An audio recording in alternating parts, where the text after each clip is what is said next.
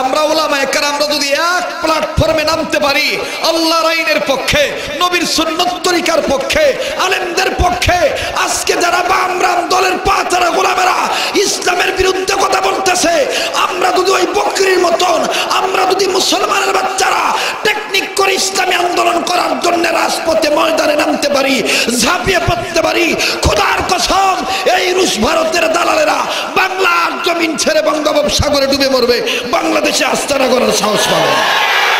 হুজুর মানে আলেম ওলামা, নবীর ওয়ারিস, নবীর ওয়ারিস মানে নবীর রুহানি সন্তান। এই নবীর রুহানি সন্তানকে যারা ক্রিটিসাইজ করে কথা বলবে, খোদার কসম নবীদেরকে ক্রিটিসাইজ করতো নমরুদ, ফেরাউন, এরা টিকে থাকতে পারে নাই। আজকে বাংলার জমিনে যারা আমার মাতৃভূমিতে উলামায়ে কেরামকে ক্রিটিসাইজ করতেছে, টোডাক্টো মরু, এরাও বাংলার জমিনে একদিন না একদিন টিকে থাকতে পারবে না। কথা বলেন ঠিক কিনা? এই দিক দিয়ে আমার আপনার প্রাণের নবী কিবলার দিকে দুই হাতটা আকাশের দিকে বাড়ায় দিছে। আমার ভাইরা, গাজীপুরের বাবারা, ও বাজান, এইবার আমার আপনার নবী কিবলার দিকে দুইটা হাত বাড়ায় ডাক দিয়ে বললেন, মাবুদ গো, আমি তোমার দরবারে দুইটা লোকের নাম বলবো। ও মাবুদ গো, আমার ডাইন হাত শক্তিশালী হয়ে গেছে, আমার আর একটা হাত শূন্য হয়ে আছে। মাবুদ গো, কিছুদিন পূর্বে আমার চাচা বীর আমির হামজা ইসলাম কবুল করেছে, আমার ডাইন হাত শক্তিশালী হয়েছে। ও মাবুদ গো, আর একটা হাত আমার শূন্য হয়ে আছে, আমি দুইটা লোকের নাম বলবো। এক নম্বরে মক্কার কাফির লিডার আবুল হেকাম আবু জাহেল, দুই নম্বরে খাত্তাবের পোলা ওমর। এই দুইটা লোকের যে কোনো একটা লোককে আপনি যদি ইসলামের জন্য কবুল করেন গো আল্লাহ, আমি নবীর মন বলে আমার বাম হাত শক্তিশালী হয়ে যাবে। আলহামদুলিল্লাহ, আলহামদুলিল্লাহ, নাহমাদুহু ওয়া নুসাল্লি আলা রাসূলিহিল কারীম। আম্মা বা'দু ফাকাদ ক্বালা আল্লাহু তাআলা في كلامه المجيد والفرقان الحميد. أعوذ بالله من الشيطان الرجيم. بسم الله الرحمن الرحيم.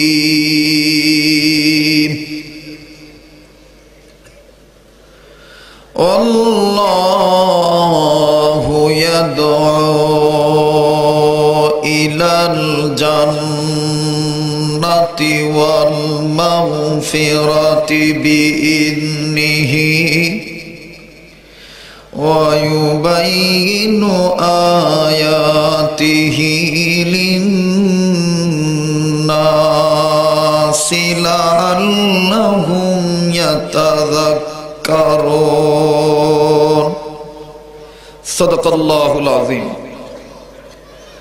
وعن عمر بن الخطاب رضي الله تعالى عنه أنه قال: قال رسول الله صلى الله عليه وسلم: إن الله يرفع بهذا الكتاب أقواما ويضع به آخرين. رواه مسلم. أو كما قال عليه الصلاة والسلام.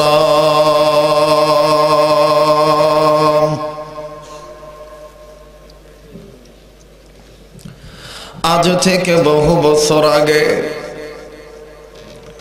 এই দুনিয়ার বুকে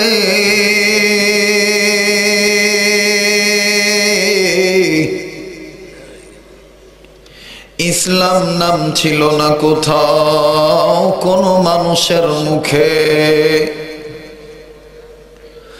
মন্দিরে শুধু বাজিত ঘন্টা, ছিল না আজান ধ্বনি।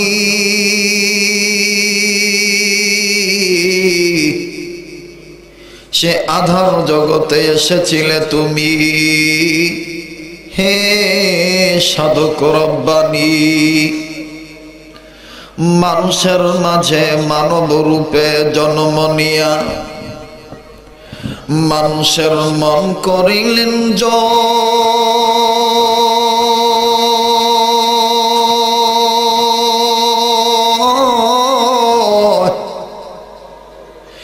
ভালোবাসা দিয়া, কোরআন দিয়া, হাদিস দিয়া, অন্তর দিয়া, মন্ত্র দিয়া নয়।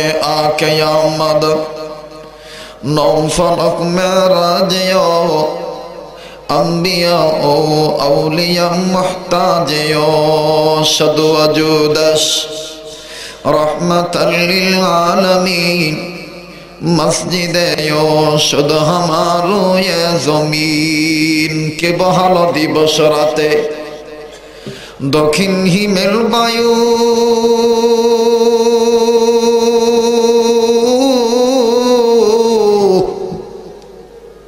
কোথা থেকে পেলি রে তুই মানুষ তোর জীবনের আয়ু? মাঠের পরে কে বিশাল সবুজ শ্যামল ছবি,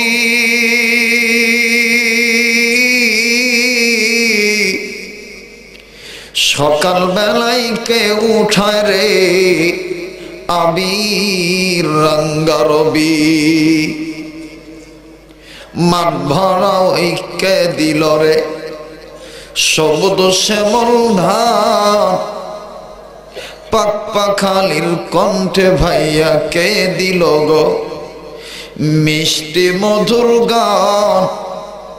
চিন্তা করে দেখো মানুষ, সবই হলো আল্লাহ তাআলার দান। সবাই কালেমা পড়েন লা ইলাহা ইল্লাল্লাহ, লা ইলাহা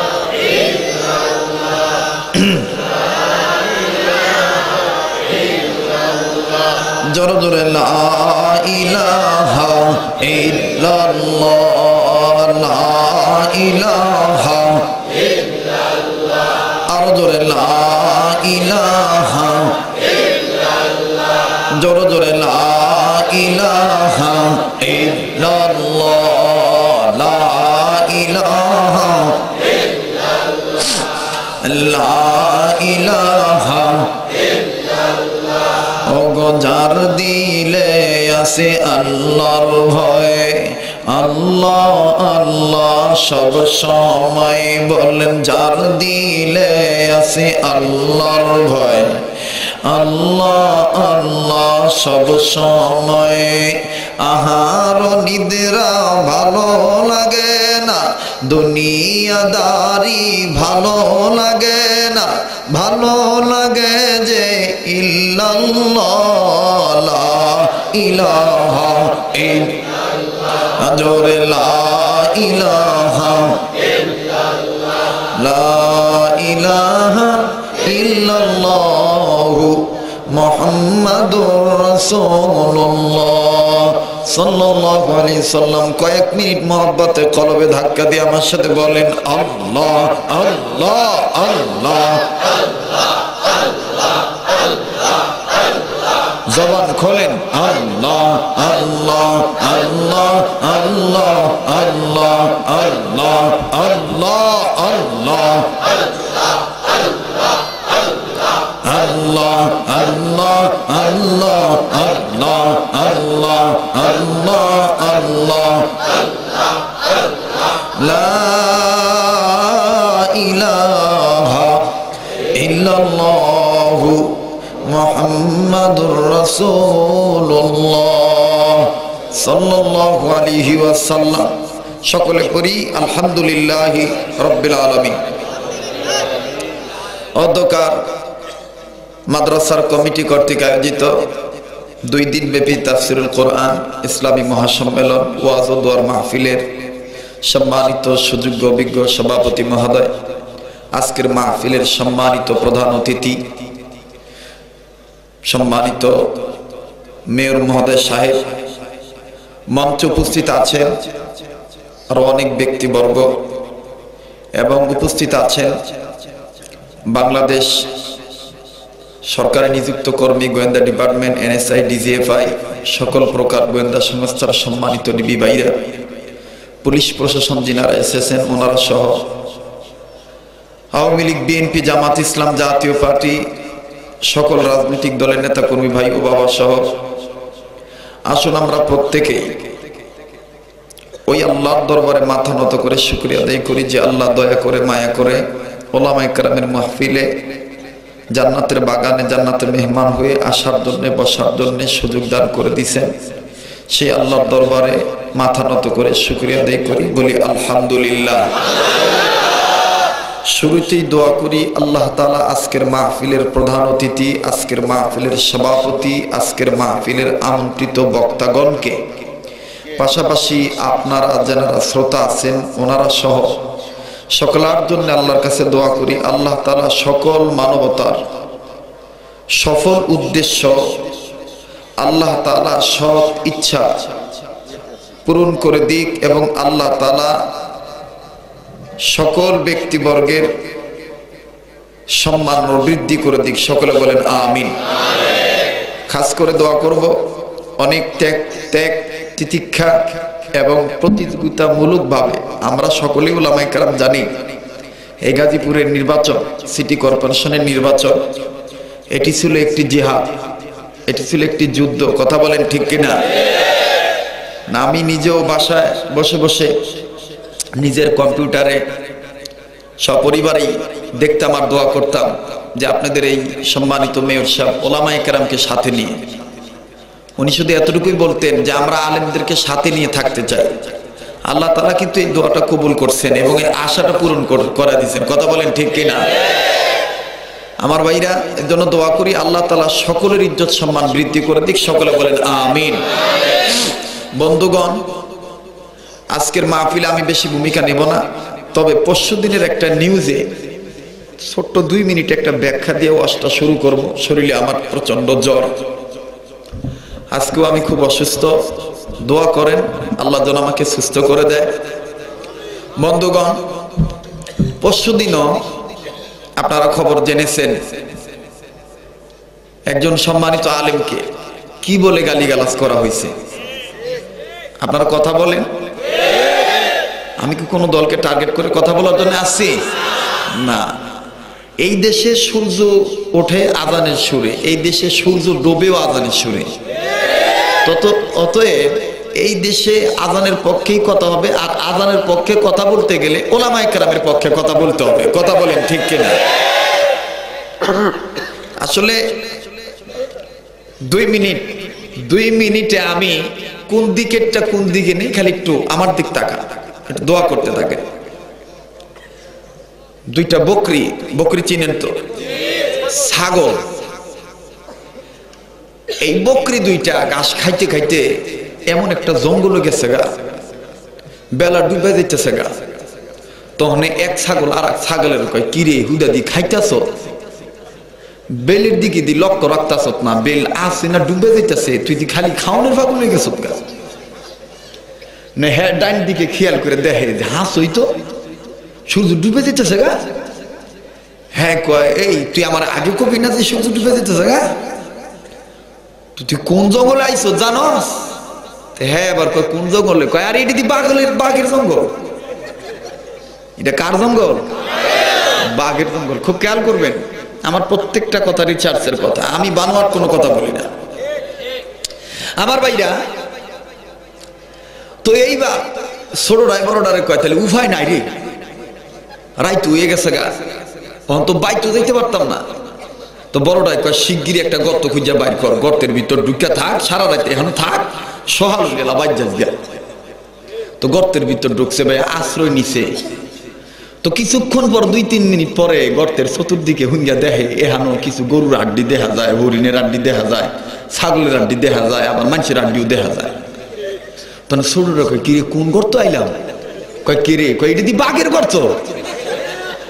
এটা কার গর্ত? বাঘের গর্ত। তো বড়টা কয় তুই শিগগিরি বারো, যে হেন বাঘ উড়বো হেন রাইত হয়। তো ছোটটারে তখন কেছে তুই বারো। হ্যাঁ কই তাহলে আপনি নিচে নামেন, আমি আপনার গাড় ভাড়া দেওয়ার পরে বাইরে। যখন গর্তের তেনে বাইরে নিয়ত করে যখন মাথাটা আলগি দিছে, মাথাটা আলগি দিয়ে দেখে বাঘ আইতেছে। আলা বুঝেন বিপুরটা কি মু ওখানে ছোটটারে বড়টায় ধাক্কা দিয়ে কি তুই বারোস না কে রে? বাইরে বাইরে তুমি কেমনে বাঘ দিয়ে কই তুই বাঘের ইমন ভয় পাস? তো ভাইসা যখন গেছ গা বাসন তো লাগবো। কই কেমনে বাঁচতাম, আমার বুদ্ধি শিখাই দেন। কয় তুই নিচে নাম, আমি উপরে উঠি, আমি যা কমু তুই খালি হ হ করবি, দেখবি বাঘ ফলায় যাবো, দৌড় মারবো। আলা উপরেরটা নিচে নামছে, নিচেরটা উপরে উঠছে। উঠটা বাঘ যখন একেবারে বরাবর গর্তর মুখের মুখ আয়া পড়ছে, বড়টায় ডাক দিয়া কয় মামু রে, তোরে কত কইছি যে বাঘের গোস্ত খামু, তুই এই পর্যন্ত আমার কোনো বাঘের গোস্ত খাওয়াইতে পারলি না। তোর কপাল বালা, ওই যে বাঘ আইতাছে, আই লুই হার গোস্তটা তোরে খাওয়াবো। এই কথা শুনিয়া বাঘ যাও গর্তে ঢুকতে চাইছি, বাঘ পিছনে ব্যাগ গিয়ে দিছে, ব্যাগ গিয়ে দিয়ে যাইতেছে গা। তো যখন নিজের গর্ত সাইরা জঙ্গলের দিকে যাইতেছে গা, বাইর যাইতেছে গা, অন্য জায়গায় জায়গা। তো গাছের আগায় বইয়াছিল বান্দর। হ্যাঁ কই কি ব্যাপার, বাঘে গরনা ঢুকে যায় কইও। আস্তে করে গাছের টেনে ডাক দেখো, মামু কই যান? এই সন্ধ্যাবেলায় বাইক না দেন, সেই দিক যান কে রে? সেই দিক তো আপনার বাড়ি না। মামু কইস না বিপদ। কয় কি বিপদ? কয় আমার গরু কেটা জানি ঢুকছে, আমার ওই গোস্ত খাওয়াইলি। বান্দরে হ্যাঁ বুঝতে পারছে যে মামু তো বাট পারে, তাহলে ভরছে। বান্দরে ফট করে গাছের টেনে না, কয় মামু তুমিও বাট পারলে ডরা? কয় বাট পার মানে? কয় আমি সন্ধ্যাবেলায় দেখছি এই জঙ্গল দিয়া দুইটা ছাগল ঘোরাঘুরি করতে, এই হেরাই মনে বিপদে পড়ে গেছে গা, এই হেরা মনে এই ফন্দি করছে। কয় না নিজের কানে শুনছি, আমার গোস্ত খাইব। তো বান্দর কয় মামু এত ভয় ফান করে, মামু ভাই না যেখানে বিপদ নাই সেখানে আয়েন, আগে মরলে আমি মরুম, গোস্ত খাইলে আমারটা খাইব, আপনি নেন্দার লগে আমার নেন্দাটা বাঁধেন। এইবার বান্দরে যখন বাঘের নেন্দার লগে বাঁধছে ভাই, বাইন্দা বান্দর আগে আগে যাইতেছে, বাঘ পিছে পিছে যায়। মামু কয় বাঘ কয় তুই দেখিস? না না আমি কইলাম তো শহীদ হইলে আগে আমি হবো, আমনের গায়ের উপরে একটা ফুলের টোকা দিতে দিতাম না। বান্দরে যাইতেছে, তো নিচের দেখ কিরে বাঘ গেছে না রইছে? কই একটু দেখো তো, উঁচে হয়ে মাথাটা আলগি দিয়া নজর করে দেখে যে বাঘ গেছে তো গেছে, আবার বান্দর সব হইতেছে। তো এইবার নিচের দ্বারা ডাক দিয়ে কয় মামু বাঘ তো যায় নাই, বান্দর সব হইতেছে। তো নিচের দেখ কয় তাহলে এইবার আমনে নিচে নামেন, আমি উপরে উঠি, এইবার বান্দর সহ দৌড় মারবো, বাঘ সহ দৌড় মারবো, আমি যা কম খালি আপনি হ হ করবেন। ঠিক আছে তাই। এইবার যখন বান্দর একেবারে গর্তের কাছাকাছি আইয়া বসে, আবার পাশে সাথে সাথে নিচের ডাক দিয়ে মামু এ বাঘ তো গেছিল গা ভাগ্যা, আমগর তো কিসমত নষ্ট, ভাবছিলাম কিসমত নষ্ট হয়ে গেছে গা। ও মামু কিসমত নষ্ট হয় নাই। কয় কে রে? কয় ওই দেখেন বাঘ যাইতে পারে না। কয় কে লিগা? কয় আমনে 6 মাস আগে একটা বান্দরের ডিউটি দিছিলেন, একটা দায়িত্ব দিছিলেন, মোড়া তাদা বাঘ পাইলে ধরে লই আইস। ও মামা এই দেখেন বান্দর আমনের কথার উপর আমল করছে। মামা ও ওই যে বাঘের নেন্দার লগে নেন্দাটা বাইন্দা এর পরে ধরে লইতেছে। মামা চিন্তা নাই, বাঘ কয় সর্বনাশ তো খেয়াল লগে যে এই চুক্তি হয়েছে এটা তো আমি জানি না, এর লেগে তো চোরার করে চোরা আমার নেন্দার লগে নেন্দাটা বাইন্দা লইছে। বাঘে এটা বাগদা দিচ্ছে ধরো কি এর নেন্দা? কয় নেন্দা থাকবে, নেন্দা ছিল তো যদি জীবনটা বাঁচে। তো বাইরে আমার এই যে হুজুর ঘরে তেঁতুল হুজুর, যুদ্ধ অপরাধী, রাজা খা, অমুক তমুক, ফলনা দফলা, আগরম বাগরম কত কি কইতাছে। আমার বাইরে ইমন গালি গালাস তসিবা নাসির দিছিল, বাংলার জমিনে টিকা থাকতে পারছে? বাংলার জমিনে টিকা থাকতে পারে নাই। আমার বন্ধুগণ লাশ পর্যায়ে বোরকা গায়ে দিয়া বাংলা ছেড়ে বিদেশে পালাতে বাধ্য হয়েছিল। আজও বিশ্বাস করেন আমরা উলামায়ে কেরামরা যদি এক প্ল্যাটফর্মে নামতে পারি, আল্লাহর আইনের পক্ষে, নবীর সুন্নাত তরিকার পক্ষে, আলেমদের পক্ষে, আজকে যারা বামরাম দলের পাতারা গোলামেরা ইসলামের বিরুদ্ধে কথা বলতেছে, আমরা যদি ওই বকরির মতন, আমরা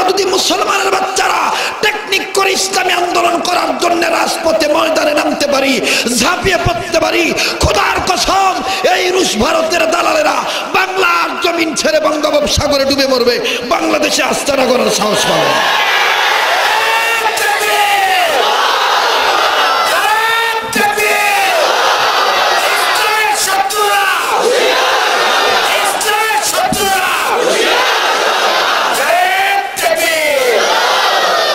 আপনারা কি বেজার হইলেন?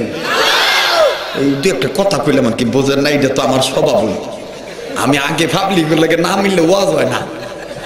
ওই যে হারবাইতে কইছিলাম মহিষের দুধের কথা, এখানেও কইলাম একটা। গাজীপুর শহরে কইছিলাম আগামী 18 তারিখ লেবার সমিতি মাহফিল আছে গাজীপুর প্রভাবই।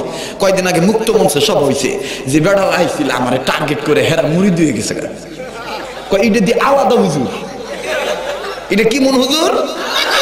আলাদা হুজুর। আমার বন্ধুগণ, আমাদের মিশন মসজিদ নবী করিম, মসজিদে নববীর আদর্শ বাংলার জমিনে বাস্তবায়ন করা, এটা আমাদের মিশন। আমাদের জাতির পিতা ইব্রাহিম আলাইহিস সালাম, ওনার মিশন বাংলার জমিনে বাস্তবায়ন হবে, এটাই আমাদের টার্গেট। কথা বলেন ঠিক কিনা? এই টার্গেটে কেউ যদি বাধা প্রতিবন্ধকতা সৃষ্টি করে, সে যত বড় মন্ত্রী হোক, এমপি হোক, টিওনো হোক, চেয়ারম্যান হোক, মেম্বার হোক, এমন কি আমার জন্মদাতা পিতাও যদি ওই পক্ষে থাকে, আমরা মুসলমানের বাচ্চারা নিজের পিতার বিরুদ্ধে ইসলামী আন্দোলন রাজপথে চালিয়ে যাব, কোনো প্রকার ভয় চলবে না। এটা হচ্ছে মুসলমানদের আকীদা। কাদের আকীদা? তাহলে মোটামুটি ঘন্টাখানিক সময় দিতে রাজি আছেন না? জি, আমি সূরাতুল বাকারার 221 নম্বর আয়াতের শেষ অংশ আপনাদের সামনে তেলাওয়াত করছি। সূরাতুল বাকারার কত নম্বর আয়াত? 221 নম্বর আয়াত। আজকে একটা নতুন তথ্য শুনে দেবেন ইনশাআল্লাহ, ভালো লাগবে, কোনো সমস্যা নাই। আমার জন্য দোয়া করতে থাকেন। তেলাওয়াতের মাধ্যমে শুরু করতেছি। বেজার হচ্ছেন আপনারা? জি জি। আল্লাহ তাআলা কোরআনে হাকিমের ভিতরে এভাবে বলেন, বিসমিল্লাহির রহমানির রহিম।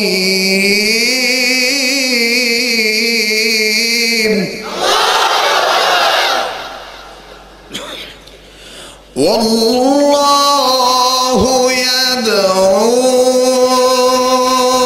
ইলাল জান্নাতি ওয়াল মাগফিরাতি বিইذনিহি ওয়া ইউবাইয়িনু আয়াতিহি লিন্নাস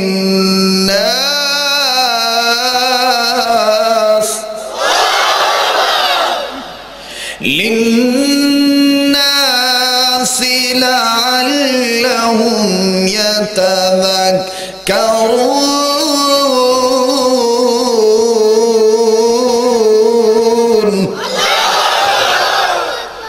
আমার ভাইরা, আমার বন্ধুগণ, আল্লাহ রাব্বুল আলামিন আজ থেকে বহু বছর আগে এই দুনিয়ার জমিনে মানুষগুলোকে সৃষ্টি করে পাঠিয়ে দিলেন। বন্ধুরা, মানুষেরা দুনিয়ার জমিনে চলে আসলো, কিন্তু মানুষদেরকে দিয়ে আল্লাহ রাব্বুল আলামিন সৃষ্টি করে দুনিয়ার জমিনে পাঠাইলেন। এই মানুষগুলি দুনিয়ার জমিনে চলে আসার পর এই মানুষগুলি আল্লাহ রাব্বুল আলামিন আইন ও কানুন মানা বাদ দিয়া এই মানুষগুলি বাপ দাদার ধর্ম লাত মানাতো জবর সরস্বতী আফ্রগতি, কেউ বাবার কালী, কেউ বাবার মহাদেব, কেউ বাবার ঠাকুর, কেউ বাবার দুর্গা, কেউ বাবার রঙ্গি, কেউ বাবার তঙ্গি, কেউ বাবার রঙ্গ, কেউ বাবার সঙ্গ। নানান মানুষ নানাবিধ অন্যায় অপরাধ করতে করতে মানুষ যখন অন্যায়কারী হয়ে গেল, ও বাজার, ঠিক তদানীন্তন সময়ের খারাপ মানুষগুলোকে ভালো বানাবার জন্যে, অসভ্য মানুষগুলোকে সভ্য বানাবার জন্যে, অভদ্র মানুষগুলোকে ভদ্র বানাবার জন্যে, বেঈমান মানুষগুলোকে ইমানদার বানাবার জন্যে, আল্লাহ বলা মানুষগুলোকে আল্লাহ বলা করার জন্যে আমার আল্লাহ রাব্বুল আমিন তার কুদরতি পার্লামেন্টের সিদ্ধান্ত অনুযায়ী আমার মাওলা দুইটা নিয়ামত, দুইটা বরকত, দুইটা রহমত আল্লাহ রাব্বুল আমিন দুনিয়া জমিনে পাঠিয়ে দিলেন।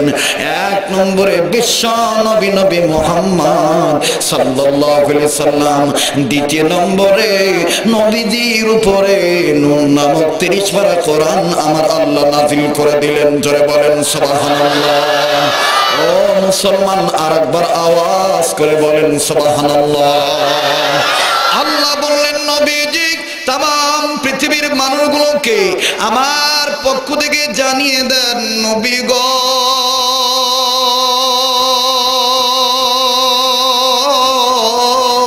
ইয়া রাসূলুল্লাহ, ইয়া হাবিবাল্লাহ, এই মানুষদেরকে আমি আল্লাহ রাব্বুল আমিন পুরোপুরি ভালো করার জন্য ও নবীজি যেই কোরআন আপনার উপর নাযিল করলাম, এই কোরআন শরীফের ভিতরে তাম পৃথিবীর মানুষকে আমি আল্লাহ রাব্বুল আমিন আহ্বান করে বললাম, কোন মানুষ যদি আমি মাওলার কোরআনের আহ্বান সাড়া দেয়, আমি মাওলা তাদের জীবনের গুনাহ মাফ করে দেব, আমলনামায় জান্নাত লিখে দেব। আরেকবার জোরে বলেন সুবহানাল্লাহ। আল্লাহ তোমার জান্নাতে যাব, বলেন আল্লাহ তোমার, বলেন আল্লাহ তোমার জান্নাতে যাব, তোমার নবীর প্রেমিক হয়ে জীবন চালাবো, তোমার নবীর প্রেমিক হয়ে জোরে, তোমার নবীর প্রেমিক হয়ে জীবন চালাবো, আল্লাহ তোমার জান্নাতে যাব, বলেন আল্লাহ তোমার, জোরে কোন মারহাবা। ভাইরা আমার, কষ্ট হচ্ছে? আল্লাহর আহ্বানে সাড়া দিলে আল্লাহ গুনাহ মাফ করে দিবেন, আমলনামায় জান্নাত লিখে দিবেন। সুবহানাল্লাহ। একটু সময় দেন, অনুরোধ জানাচ্ছি আমার বন্ধুগণ, সম্মানিত সুধী, নাম আপনারা শুনেছেন ওমর, কি নাম? জীবনে এই ওয়াজ কোথাও শুনছেন কিনা আমি জানি না, চ্যালেঞ্জ।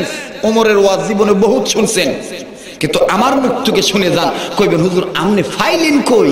আমার বাইরা ফাইসি দিকই তো কই নাকি কই, ফাইসি দিকই তো কই নাকি কন? জি হযরত ওমর কয়জন? এটা কি আপনারা দেখে কইতেছেন নাকি না দেখে কন? ওমর কয়জন? ওমর দুইজন। ইসলামের ইতিহাসে পাওয়া যায় ওমর, একটু ভালো করে জবাব দেন। এটা কিন্তু একটা ধর্মের ক্লাস। এটা কিসের ক্লাস? ওয়াজ খালি মাঠে করলেই সারবো না আমার ভাইরা। ওমর বিন আব্দুল আজিজ এটা হইল ওমরের বংশের ছেলে। না না হয় নাই, আমি বুঝাইতেছি, একটু থামেন, আন্দাজে যা পায়েন না, আমি কইতাছি। ওমর কয়জন? আমাদের কাছে গ্রহণযোগ্য একজন। আমাদের কাছে গ্রহণযোগ্য কয়জন? একজন। একজন হচ্ছেন ওমর ইবনুল খাত্তাব, আর একজন হচ্ছেন ওমর ইবনুল হিশাম। এই যে আবু জাহেল কন্যা, এইটা হইল দ্বিতীয় ওমর। হ্যাঁ, কি আমাদের কাছে গ্রহণযোগ্য? কোন গ্রহণযোগ্য না। আমাদের কাছে গ্রহণযোগ্য হলো খাত্তাবের ভোলা ওমর। সুবহানাল্লাহ। তো ওমর ইবনুল হিশাম, আবু জাহেল, কথা নাই বার্তা নাই, একটা মিটিংটার নাম হইল, স্থানের নাম হইল দারুন নদুয়া মিটিং। এই দারুন নদুয়ার মিটিং এ আবু জাহেল হঠাৎ করে আঙ্গুলটা উঁচু করিয়া, বাসনে ফাঁকা আছিল তো, ভাট পারতো, বুঝেন না, গলার সাউন্ডটা মোটা, হ্যাঁ বাসনে ফাঁকা আছিল, আঙ্গুলটা উঁচা করে এভাবে ডাক দিয়ে, বাইরা মার, এটা কি মেনে নেওয়া যায়? তো আর এক চোরে উঠে কয়, কি মানে নেওয়া যাইতো না, না যাইতো কিছুই বুঝলাম না, হুদাহুদি খেবলে কইবেন তো কি মানে নেওয়া যাইতো না? কয় আপনারা খবর রাখেন না, মক্কার জমিন থেকে আবিসিনিয়ায় আলীর চাচাতো ভাই হিজরত করছে। আলীর চাচাতো ভাইয়ের মুখে আবিসিনিয়ার বাদশা কোরআন শুনছে। আবিসিনিয়ার বাদশা চোখের পানি বালায় কানছে, এবং আবিসিনিয়ার বাদশা হেদায়েত প্রাপ্ত হয়ে গেছে। আবিসিনিয়ার বাদশা মুসলমান হয়ে গেছে। গোটা আবিসিনিয়ার রাজ্যে কোরআন প্রচার করার পারমিশন দিয়ে দিছে। এইবার আপনারা কোন এইটা কি মানে নেওয়া যায়? এভাবে যদি চলতে থাকে তাহলে তো আমাদের বাপ দাদা ধর্মের মুখে সুনকালি মাখবো। তখন আর এক চোরে উঠটা কয়, এটা তো ঠিক হই। আঙ্গর সমাজেও কিন্তু এই ধরনের কিছু লোক আছে, দেখবেন হেরা কইব রাজনীতি করবো আমরা, হুজুরা হরের বাইক খাইব, হুজুরা গিয়ে রাজনীতি করবো। কথা কন ঠিক কিনা? হ্যাঁ গো, চিন্তাধারা হইলো যে হুজুররা ওই যে মাইয়া লোকের বিয়া দিছে, এই মাইয়া লোক হোর বাইতে নাই, বাপের বাইক ঢুকছে, এই বাপের বাইক আই আর হোর বাইক দিতে চায় না, এই হুজুর কোনো মতন হেরে ভানি বড়া দিয়ে হোর বাইক পাঠাইব। অথবা যে ছেলে মেয়ে বিছানায় পেশাব করে এরা বিছানার পেশাব থেকে ফিরাইবো তাবিজ তুম্বা দিয়া। হুজুররা কি রাজনীতি আর রাজনীতি করবো, ওই চোরের ঘরে চোর, হুজুররাই তো রাজনীতি বুঝবো রে। হুজুররা যে রাজনীতি করে এইটা কোরআন হাদিস রিসার্চ করে রাজনীতি করে, কথা বলেন ঠিক কিনা? এইটান কইতে গেলে আঙ্গর নাম হয়ে যাবো তেঁতুল হুজুর। আমার নাম কি হইব? তেঁতুল হুজুর। কেউ খারাপ লাগতেছে তো এইবার হেই সরে উঠটা কয় তাইলে তো মাইনে নেওয়া যায় না। এবার ডাইন দিক থেকে আর এক নেতা উঠটা কয় তাইলে কি করণ লাগবো? এইবার আবুল হেকাম ডাক দিয়ে কইতেছে তোমরা কি বুঝতে পারতেছ না? অত এখনই সিদ্ধান্ত নেওয়া লাগবো যেন কোরআনের আয়াত নাজিল হয় এই লোকটার কল্লাটা কাইটা বলাইতে হইব। কাটা কাটা রাজি আছো? কেউ হাত তোলে না। এইবার আর এক কোনাতেন আর এক বেটা উঠটা কয় নেতা মান্যই কাটতাম, কিছু দিতেন না। তা আবু জাহেল বুঝতে পারছে যে বিনা লাভে তুলা পর্যন্ত বয় না। আবু জাহেল খাত্তাবের বলা ওমরের দিকে লক্ষ্য কইরা চোখটা বড় বড় করে কইরা ওমরের দিকে তাকায় কয় কেউ যদি মুহাম্মদের কল্লাটা কাটটা দিতে পারে আমি আবুল হেকাম মক্কার কাফেরদের লিডার তাকে 3টা লাল উট উপহার দিমু। এটা ওমরের দিকে তাকায় কইতাছে, খাত্তাবের বলা ওমরের দিকে। কেড়ে কইছে জানেন? আবু জাহেল বালা কইরা জানে যে ছোটবেলার তেনে খাত্তাবের ছেলে ওমর লাল উটের পাগল। কোন উটের পাগল? আর সৌদি আরবে লাল উটের ডিমান্ড বেশি, আমাদের বাংলাদেশে লাল গরুর ডিমান্ড বেশি। কথা কোন ঠিক কিনা? তো হযরত ওমর যখন বুঝছে যে 3টা লাল উট পামু, এইবার ওমর বাবরি সুর নারা দিয়া গেডিটা হ্যাঁ ও মনে করেন হ্যাঁ ও ভাষণে ফাঁকা, এইটার গলাটাও ভালা, এইটা আস্তে করে গেডিটা নাড়া দিয়া কয় এই তোমার মুখটা সই থাকবো তো? কয় কে রে? কয় আমার বিশ্বাস হয় না। কে রে? তোমার মুখটা বালা না, তুমি সহালে কও এক কথা, বিহালে কও আর এক কথা। তাইলে আঙ্গর জমিনে যারা এই ধরনের কার্যকলাপ করে এই মনে করেন যাওয়ার আগে কয় করতাম না, যাওয়ার পরে কয় মনে নাই। এটি তো আবু জাহেলের দোষ ছাড়া অন্য কেউ নয়। কথা বলেন ঠিক কিনা? রাগ করতেছে জানেন তো আমি খুলুম খোলা কথা কলু। এই তারপরে আবু জাহেলের কথা শোনার পর ওমর কয় তোমার মুখটা সই থাকবো? কয় একেবারে লাত মানা তুজ্জাহ বলং সত্যতম ভগবান, আর যত ভগবান আছে সব ভগবানের প্রণাম করে কসম করে বলতেছি আমার কথা ঠিক থাকবে তুমি যদি মুহাম্মদের কল্লা কাটতে পারো। হযরত ওমর কয় তাইলে আমি যাইতাছি। আবুল হেকাম আবু জাহেল কয় হ্যাঁ রে ওমর কয়দিন লাগবো? কয় মোটামুটি 2-3 দিন। কয়দিন?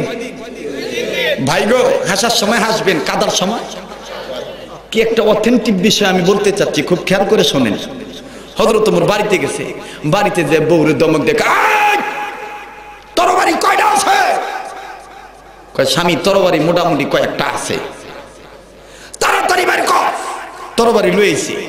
এইবার কয় বিষের বোতলটা লইয়া।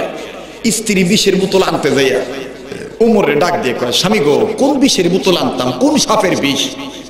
কয় কোবরা সাপের বিষের বোতল আন। কোন সাপের বিষ? নামটা বলে।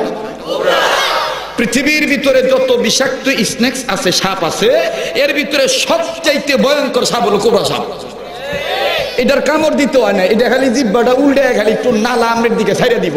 এই নালাটা যদি কোনো মতন কাপড়ে লাগে এই কাপড় ফুইরে দেবো, কাপড় ফুইরা দেয়া কাপড় সেদ্ধি হইয়া আমনের চামড়ায় লাগবো, চামড়া ফুইরে দেব, চামড়া সেদ্ধ হইয়া হাড্ডিতে দেব, হাড্ডি ফুইরে দেবো, হাড্ডি সেদ্ধি হয়ে দেবো। এরপরে আপনি রক্ত চলাচল বন্ধ করে দিব, আপনি কয়েক মিনিটের ভিতর ডেড বডি। এত বিষাক্ত সাপ ওয়াস্ত জনমরা বহু উনছে। তো ওমর ডাক দিও বিবির হে এই তরবারি এই বিষের বোতল আনবি, কোবরা সাপের বিষের বোতল। কোবরা সাপের বিষের বোতল আইনা দিছে। ওহন স্ত্রী আস্তে করে আনি দেওয়ার পরে বোতলের মুখটা খুলছে। খোলার পরে আমার ভাইরা, আমার বন্ধুগণ, আমার বাবাজিরা তরবারির এই পিঠে বিষ মাখাইতেছে, এই পিঠে বিষ মাখাইতেছে। স্ত্রী ডাক দিয়ে কয় স্বামী একটা কথা জিগাই। কি জিগাবি? কয় স্বামী আপনি তো জীবনে কোনোদিন তরবারিতে বিষ মাখান নাই, আজকে তরবারিতে বিষ মাখাইতেছেন, তার কারণটা কি? ওমর ডাক দিয়ে কয় বিবি রে এই তরবারিটা দিয়ে আমি বিষাক্ত তরবারি দিয়ে মোহাম্মদ বিন আমিন আব্দুল্লাহ ফুলার কল্লা কাটতে যাবো আগামীকালকে সকালবেলা।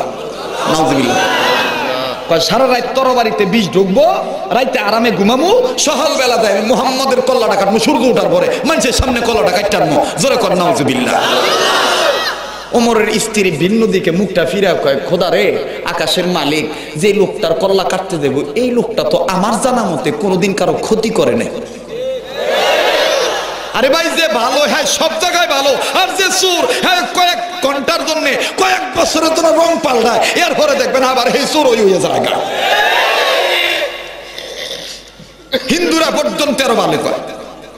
ভালো মানুষের গুণ সব জায়গায় আছে না নাই? আরো ধরে বলেন। জীবনের শেষ ওয়াজ মনে করে ওয়াজ করতেছি, আগামীকালকে বাচ্চা থাকবো কিনা এটা জানি না, হায়াতের মালিককে খুব খেয়াল করেন। তো হযরত ওমরের স্ত্রী হেদিক তাকায় যখন পুটুর পুটুর করে, ওমর ডাক দেয়, কিরে হেদিক কি কস? ওমরের স্ত্রী কয়, আমি কিছু কই না। কিরে, সাংঘাতিক ভয় পায় তো। ঠিক তরবারিতে বিষ মাখা তাকিয়ার উপর রেখে দিছে সূর্য ডোবার আগে। এই দিক দিয়ে আমার আপনার প্রাণের নবী কিবলার দিকে দুই হাতটা আকাশের দিকে বাড়ায় দিছে। আমার ভাইয়েরা, গাজীপুরের বাবারা, ও বাজান, এইবার আমার আপনার নবী কিবলার দিকে দুইটা হাত বাড়ায় ডাক দিয়ে বললেন, মাবুদ গো, আমি তোমার দরবারে দুইটা লোকের নাম বলবো। ও মাবুদ গো, আমার ডাইন হাত শক্তিশালী হয়ে গেছে, আমার আর একটা হাত শূন্য হয়ে আছে। মাবুদ গো, কিছুদিন পূর্বে আমার চাচা বীর আমির হামজা ইসলাম কবুল করেছে, আমার ডান হাত শক্তিশালী হয়েছে। ও মাবুদ গো, আর একটা হাত আমার শূন্য হয়ে আছে, আমি দুইটা লোকের নাম বলবো। এক নম্বরে মক্কার কাফির লিডার আবুল হেকাম আবু জাহেল, দুই নম্বরে খাত্তাবের পোলা ওমর। এই দুইটা লোকের যে কোনো একটা লোককে আপনি যদি ইসলামের জন্য কবুল করেন গো আল্লাহ, আমি নবীর মন বলে আমার বাম হাত শক্তিশালী হয়ে যাবে। জিবরাইল আমিনকে আল্লাহ বললেন, জিবরাইল আমার নবীর কানে কানে সালাম দিয়ে বলে দাও, নবী গো, খাত্তাবের পোলা ওমরের ভাগ্যেই দোয়াটা মঞ্জুরি দিয়ে দিছে। অথচ সেই ওমর তরবারিতে বিষ মাখাইছে, মনে আছে তো আপনাদের? রাত ভরা ঘুমাইতেছেন, আল্লাহ তাআলা কুদরতি পার্লামেন্টে ফেরেশতাদেরকে বলতেছেন, ওমরের সামনে তো দোয়া কবুল করে ফেলাইছি, ওমর আগামী কয়েকদিন পর আমার পাক নবীর দরবারে আসবে। এ ফেরেশতারা, ওমর অপবিত্র আর আমার নবী পবিত্র, পবিত্র নবীর দরবারে ওমরকে অপবিত্র করে আনবো না, আমি মাওলা তারে পবিত্র বানায় আনবো। একটু জোরে কর না। ফেরেশতারা বললেন, মাবুদ কিভাবে? আল্লাহ তাআলা বললেন, ওমরের মাথার চুলটা সাইজ করতে হইব। কি করতে হইব? একটু জোরে কর। আমাদের বাংলাদেশে যারা সেনাবাহিনীর কাজে নিয়োগ প্রদান করেন, ওনারা কি ইচ্ছা স্বাধীনভাবে চুল রাখতে পারে? গভর্নমেন্টের একটা আইন মানতে হয় না? ওই ওই ওই ডিপার্টমেন্টের একটা আইন মানতে হয় না? চুল খাটো করতে হয়। সেনাবাহিনীর কাজে যারা নিয়োগ দেয়, আমার ভাইরা যারা ওই পদে ঢোকে, দেখবেন হেরা চুলটা ছোট করে। তো আল্লাহ তাআলা বলতেছেন, ওমরের চুলের সাইজ বালা না, এখান দিয়ে লম্বা, এখান দিয়ে খাটো, এখান দিয়ে বড়, এখান দিয়ে চোক্কা, কি মন জানি আল্লাহ চুল।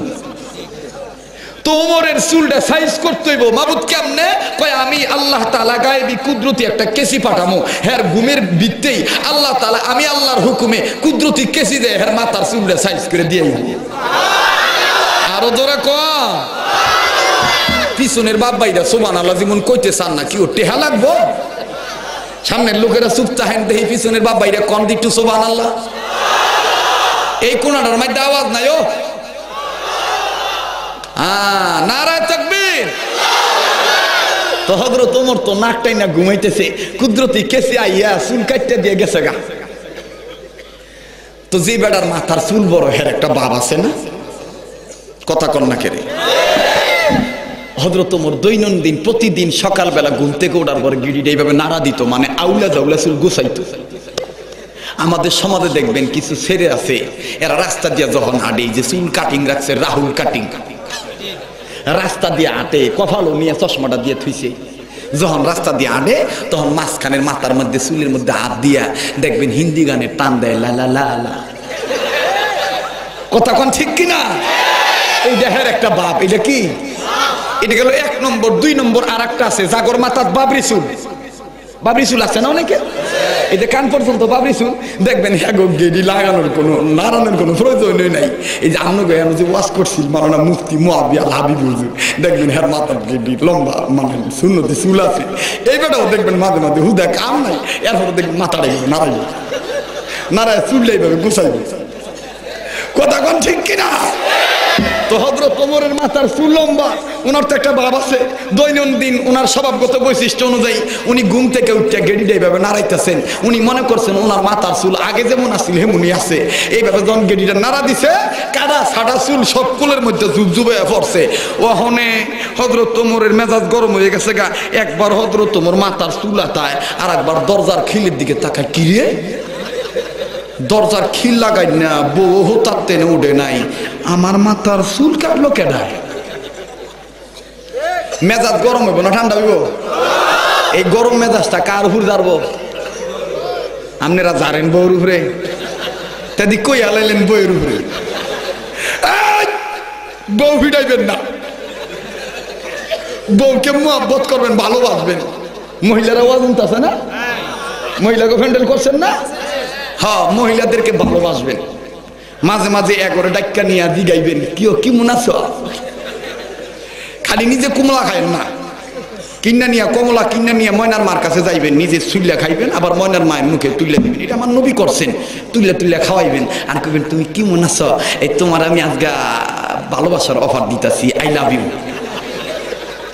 দেখবেন হ্যাঁ আপনার ঠ্যাং টিপটা দিব, মাথার চুল বাচ্চা দিব, সরিষার তেল ভিডিও ডলিয়া দিব, গোসলের পানি তুলে দিব, কত খুশি হয়ে যাবো গা।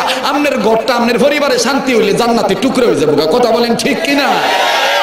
বেডিরা দেখে কত খুশি হয়েছে। মহিলা প্যান্ডেলে যায় দেখেন গা, এক মহিলা আর এক মহিলার দাগ কাইতেছে আর কইতেছে, সুলতান আহমদ চেয়ারম্যান তো বালা বক্তা আনছে। ও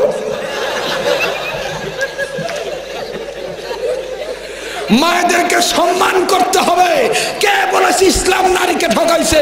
ইসলামই কেবলমাত্র নারীকে সসম্মান দিয়েছেন। কথা বলেন ঠিক কিনা?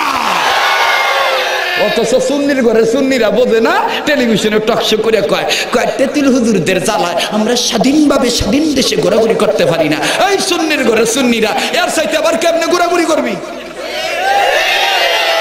কথা কোন ঠিক কিনা? ও কথা কইলই বলে আমরা তেতুল হুজুর হয়ে যাই। তো যাকগা, আর একদিন কমুনি হ্যাগো কথা আজগা শুরু করে দেখি। রাগ করতেছেন আপনারা? তো রাগটা কার উপর জারবো? বউর উপর জারবো। হযরত ওমর চুলমুল নাড়া বাদ দিয়া ওখানে বউর দিকে দমক দিয়া কয়,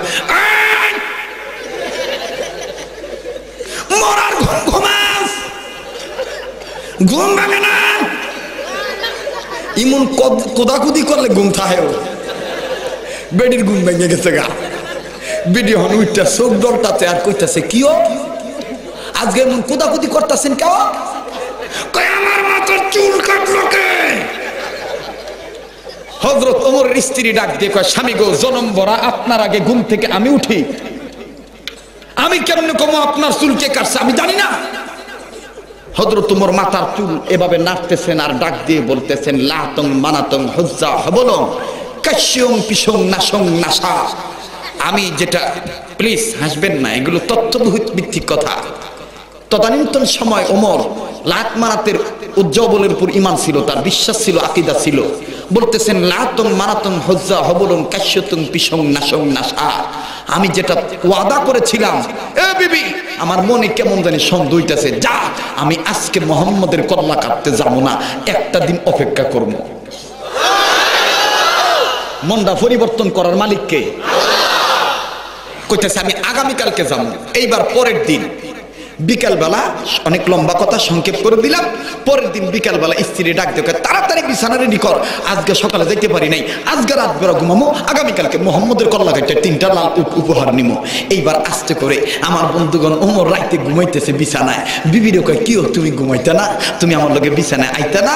স্ত্রী ডাক দিয়ে কয়, স্বামী গো, বিয়ের পরের তেন তো আমার লগে এক বিছানায় ঘুমাইছি, কিন্তু কালকার পরের তেনে আমি নিয়ত করে বলাইছি আমনের লগে আর এক বিছানায় ঘুমামো না। কে লেগা? কয়, স্বামী গতকালকে কেডাই যাই আমনের চুল কেটে গেছে গা, এই পর্যন্ত হেরে বিচারা ভাব নাই। আজকা যদি আবার আমনের লগে আমি এক বিছানায় ঘুমাই, আর আজকার রাত্রে যদি হেই জমাই আয়া যদি আমনের মাথার চুল খাড়া ভাইয়া আমার মাথার চুল লম্বা ভাইয়া কাইটা জাগা,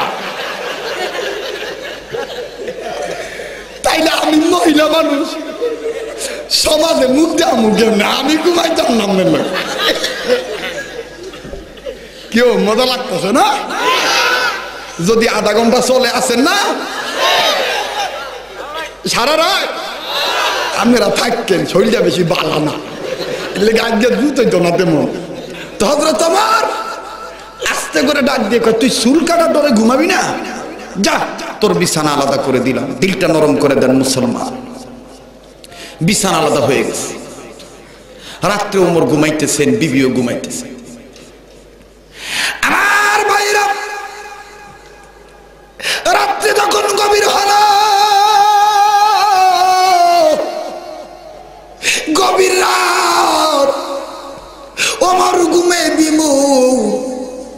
আমার বন্ধুরা রে, স্ত্রী আস্তে করে ঘুম থেকে উঠে চোখের পানি ধাঁধা করে ছেড়ে দিয়া কান্দে। ও বাজান, ওমরের বউয়ের কান্নার আওয়াজে খাত্তাবের পোলা ওমরের ঘুম এসে হযরত ওমর আস্তে করে ডাক দিয়ে বলে, বিবি রে, কে তোরে মারলো, কে তোরে বকলো, কিসের কারণে কান্দস, কি এমন ক্ষতি হলো? ডাক দে বলে, স্বামী গো,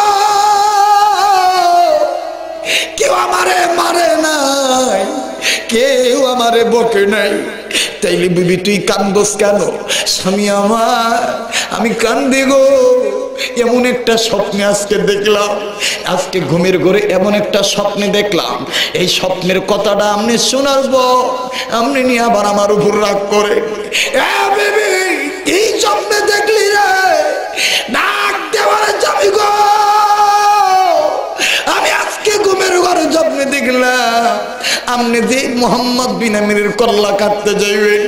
স্বামী গো, আমি আজকে ঘুমের ঘরে স্বপ্নে দেখলাম আপনি ওই নবী মুহাম্মদের দরবারে হেলে দুলে কোরআন তেলাওয়াত করতেছে।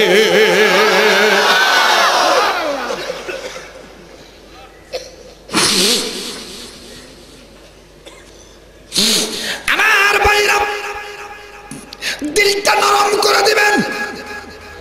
খোদার ফেরেশতারা মাহফিলের চতুর্দিকে ঘেরাও করে দাঁড়িয়ে আছে। আমার বন্ধুরে, আজকে যদি কেউ নবীর মুহাব্বতে, কোরআনের ভালোবাসা, একটা ফোঁটা চোখের পানি ফালা দিতে পারেন, খোদার কসম এই চোখের পানি কাল কিয়ামতের ময়দানে আমারে আপনাকে নবীর কাছে নিয়ে পৌঁছায়া দিবে। ও গাজীপুরের বাবারা, কোনো দিকে খেয়াল নাই, দিলখানা নরম করে দেন। মুসলমান ভাইরা রে, আমার বন্ধুরা রে, ওমর এইবার নিজে স্ত্রীর চোখের পানি মুছা দেয়। আমার ভাইরা, নীলফামারীর জমিনে আলোচনাটা শুনে সব পরিবারের খ্রিস্টান চোখের পানি ধরে রাখতে পারে নাই। ডাক দিয়ে কেউ, হুজুর, কোরআন হাদিসের ভিতরে এত সুন্দর তত্ত্বভিত্তিক আলোচনা আছে, এটা তো কোনোদিন কল্পনাও করি নাই। বাজান রে, এইবার আমার স্ত্রীকে ডাক দিয়ে বললেন, বিবি রে, যা যা যা, গতকালকে আমার মনটা নষ্ট হয়েছে। বিবি, আজ আমি তোরে বললাম আজকে আমি মুহাম্মদের কল্লা কাটবো না, আমি আর একটা দিন অপেক্ষা করবো। দেখেন আল্লাহ তাআলা কেমনে ভাগ্যের পরিবর্তন করে দেয়। ও মুসলমান বাবা, এইবার সংক্ষেপ করে দিলাম, তৃতীয় দিন সকালবেলা যখন ভোরবেলা সূর্য ওঠার পরে আস্তে করে ঘোড়ার পিঠে উঠিয়া লাগাম ধরে মুহাম্মদের কল্লা কাটতে যাবেন। আমার বন্ধুগণ, স্ত্রীর সামন দিকে দুই হাত পাতিয়া ডাক দিয়ে বলেন, স্বামী গো, যাইবেন মুহাম্মদের কল্লা কাটার জন্য, আমি আপনার কিছুই কমু না, তবে একটা কথা আমি আপনার কাছে বলতে চাই, মুহাম্মদকে মারতে যাবেন, আপনি কি খবর নিছেন নি আপনার উটের রাখাল কেন কান্নাকাটি করে, আপনি দুম্বার রাখাল কেন কান্নাকাটি করে? এ মুসলমান বাবারা, হযরত ওমর কয়, বিবি রে, আজ আবার কি হলো? কয়, যাইয়ে দেখেন উটের রাখাল গড়গড়ি করে কান্দে। হযরত ওমর নিজে, আমার বন্ধুগণ, ঘোড়ার পিঠ থেকে নামলেন, ঘোড়ার পিঠ থেকে নামিয়া এইবার উটের রাখালের কাছে গেলেন। আমার বন্ধুরা রে, রাখালের বাড়ির কাছে যাইয়া দেখে রাখাল গড়াগড়ি পেইরা কান্দে। ওমর ডাক দিয়ে কই, রাখাল রে, তোমাকে কে মারলো, কে বকলো, কিসের কারণে কান্নাকাটি করো? ও পুবাইলের বাপ ভাইরা, মিরের বাজারের বাপ ভাইরা, কেন তোমরা নবীকে চিনো না? আহারে নবীকে দেখো, নবী কত মহামূল্যবান মানব। আমার বন্ধুরা রে, গভীর মনোযোগ দিয়ে শুনবেন। হযরত ওমর ডাক দিয়ে কয়, রাখাল রে, কি কারণে তুমি কান্দো, কারণটা বলো। ডাক দিয়ে বললেন, ওমর, আপনার বাড়িতে আমি রাখালগিরি করি, কোনদিন এইরকম আলামত দেখি নাই। বলে কি আলামত, জলদি করে বলো। ডাক দিয়ে বলতেছ, ওমর রে, আপনার বাড়িতে কত মাস ধরে রাখালগিরি করি। ও মা, উটের সামনে খাবার ধরলে উট খাবারগুলো খেয়ে বলছে, দুম্বা খাবারগুলো খেয়ে ফেলছে। কিন্তু ওমর গো, আজকে 3 দিন ধরে কি এমন হইল, কোন উট, কোন দুম্বা, বেড়া, ছাগল আপনার বাড়ির খানায় মুখ লাগায় না।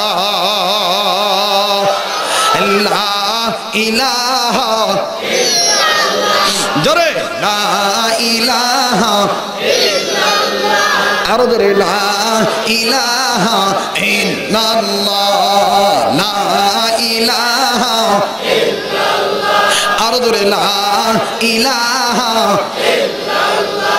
ও বাজার, আমার বন্ধুরা রে, গভীর রাত হয়ে যাচ্ছে, আমার বাবাজিরা দিলখানা নরম করে দিবেন। এবার হযরত ওমর কয়, 3 দিন ধরে কি হইল, দুম্বা উট খাবারে মুখ লাগায় না, দে দে আমার হাতে খাবার দে, আমি নিজে উটের সামনে খাবার ধরবো। আমার বন্ধুরা রে দেখেন কি কথা, কি কথা, কি এমন তথ্য গো। হযরত ওমর এবার নিজে খাবার নিলেন। ও বাজার, এইবার উটের মুখের সামনে যখন ওমর খাবার ধরলেন, আমার ভাইরা, ওমরের ডান দিকে যখন খাবার পাইল, বাম দিকে মুখটা ঘুরাইলেন, আবার ওমর বামে খাবার ধরেন, আবার ডান দিকে মুখ ফেরায়।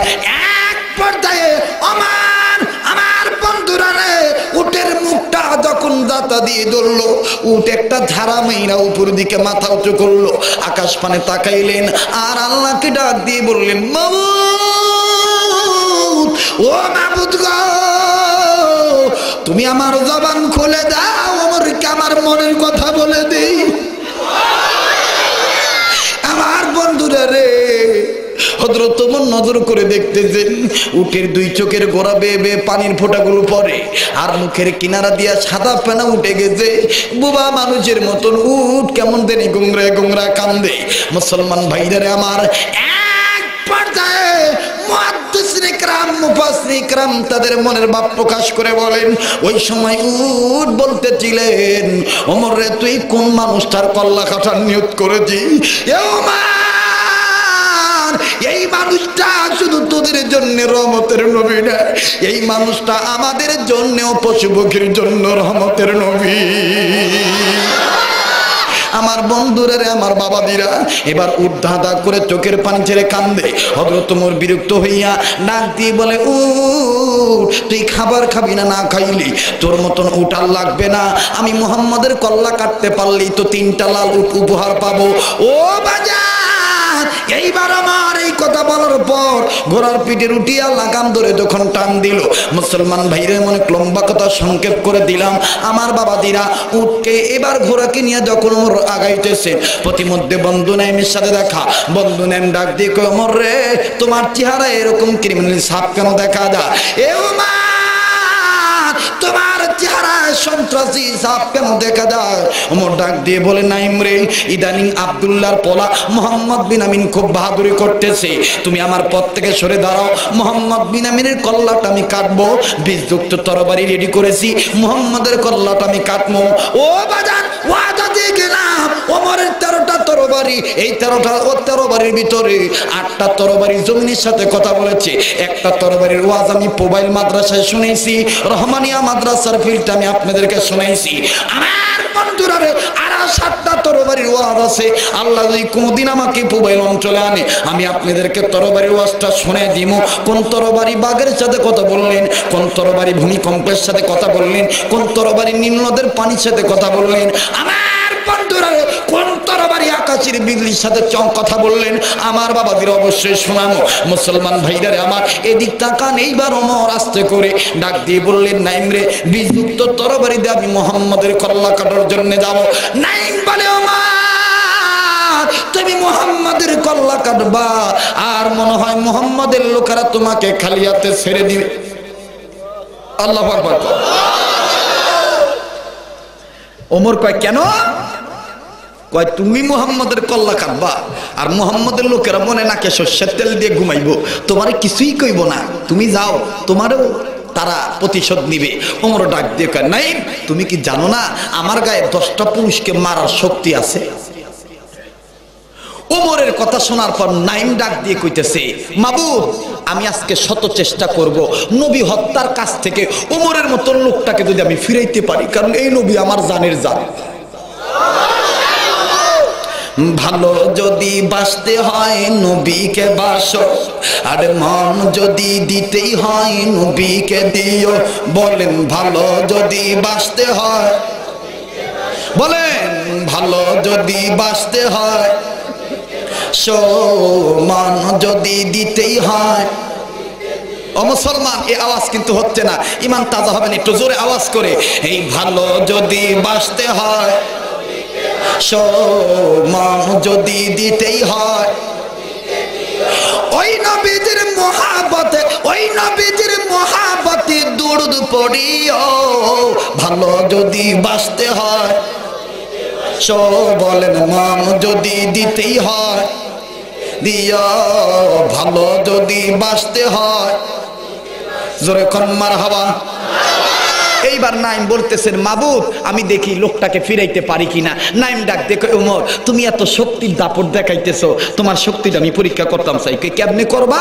পায় আমার হাতে একটা বকরি আছে, এই বকরিটা আমি রাস্তায় ছাইড়া দিব, তুমি যদি এক চান্সে বকরিটা দইরা দেখাইতে পারো, তুমি বকরি ধরতে পারছো, তাইলে মনে করবো মুহাম্মদকে মারার শক্তি তোমার গায়ে আছে। ওমর কয়, বকরি ধরা ব্যাপার হইলো, দাও বকরিটা ছাইড়া দাও। গাজীপুরের ভাইরা কোন বকরি ধরা সোজা? এটার চাইতে বেজুইতা পাবছি আর আছেও। দেখবেন এটার বালার লাগে আপনি বর্ষাকালে বৃষ্টি বর্তাছে, এটার কান্দর রশি ধরে টানবেন, পানি পড়লে ঠান্ডা লাগবে। হ্যাঁ দেখবেন যারা মোটর সাইকেল চালান, হ্যাঁ হাইড্রোলিক, এই ছাগলের ঘরে ছাগল, হ্যাঁ দেখবেন দুইটা হাত সামনের দিকে বাড়াইয়া, ওই যে হাইড্রোলিক একটা ব্রেক আছে না, এর চাইতো কষা ব্রেক করে করবো, আমি যাইতাম না। কথা কোন ঠিক কিনা? আমরা মোল্লা মানুষ, সবকিছু চালানো শিক্ষা রাখছি, কথা বোঝেন নাই? কে যদি ভবিষ্যতে দাওয়াত না পাই তাহলে কি করে দাও? ঠিক আছে না? নিয়মিত কোচিং করতেছি, লেখাপড়া এখনো করতেছি। কেরে আমার একটা শখ, আমার ভাইরা, আমার বন্ধুগণ, আমার পরিবারের শখ হইল, আমার বাপ দাদার এবং 14 গোষ্ঠীর শখ হইল যে মোল্লারা অ্যাডভোকেট হইতে পারে না, এটা একটা বিকল্প কথা। আমি কইছি যে আমি হব ইনশাল্লাহ, এটা আমি নিয়মিত ক্লাস করতেছি। হয়তো আগামী কয়েক বছর পরে আমার নামের লোকে অ্যাডভোকেট লেখা থাকবে, সমস্যা নাই।